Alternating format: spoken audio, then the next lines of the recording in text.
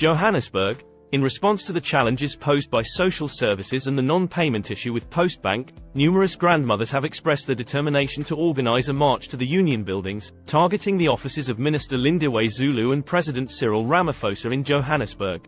This follows technological glitches in the payment system that have affected more than 100,000 pensioners. One of the disgruntled go-go's is 69-year-old Orlando East grandmother, Intumazodwa Mankosi, who told the Star that she is furious after not receiving her 1-800 rands pension money, which has put her at the receiving end of her Starkville creditors. I am ready to participate in protests and march against President Cyril Ramaphosa and the Minister of Social Services. It's outrageous that I still haven't received my pension money. To make matters worse, I currently owe my neighbor 700 rands and she is understandably angry with me, she expressed to this publication. Mankosi said if they were not fragile, they would organize a march to the Union buildings. You know, we need to also show Ramaphosa and Lindiwe Zulu who we are and march against them. The grannies say they are left with no choice but to march, as it seems like the government does not take them seriously and they are suffering. They are hoping for assistance from Ramaphosa and the minister based on this protest march.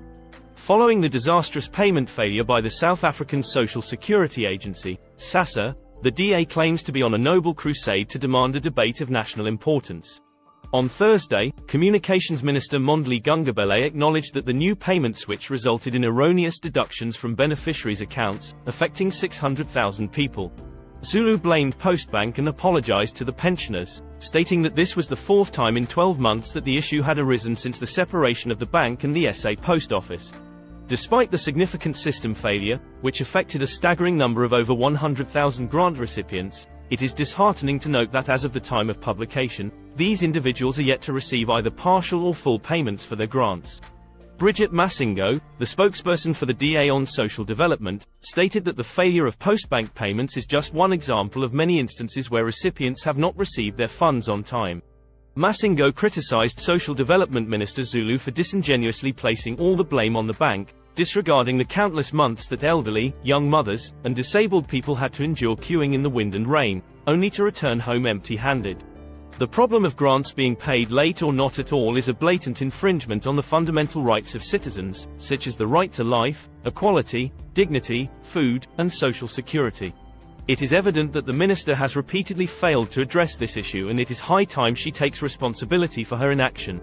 According to the statement, the sporadic problems encountered by the system was simply a consequence of a bank's attempt to improve their services through a system upgrade.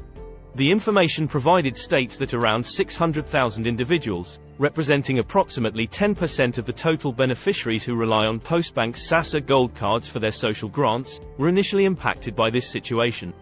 Thandi Henkeman, the regional manager of Black Sash, criticized Postbank for its failure to establish a proper plan to address the number of beneficiaries affected by the technical glitch. Henkeman placed blame on the two ministers for neglecting the well-being of pensioners. Both ministers were at pains to issue their sincerest apologies to the affected beneficiaries. While stressing that SASSA and Postbank are not failing, this makes their apologies hollow. It means nothing to a hungry, vulnerable, elderly person who has no money and no food to eat. It is commendable that the ministers expressed their apologies to the affected beneficiaries. However, simply issuing apologies without taking effective action can indeed render them hollow. While they may stress that SASSA and Postbank are not failing, it is important to address the immediate needs of those who are suffering. Apologies mean very little to a hungry, vulnerable, elderly person who lacks both money and food.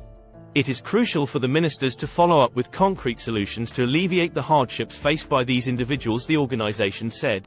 This is how South Africans relying on state grants are suffering due to government inefficiencies.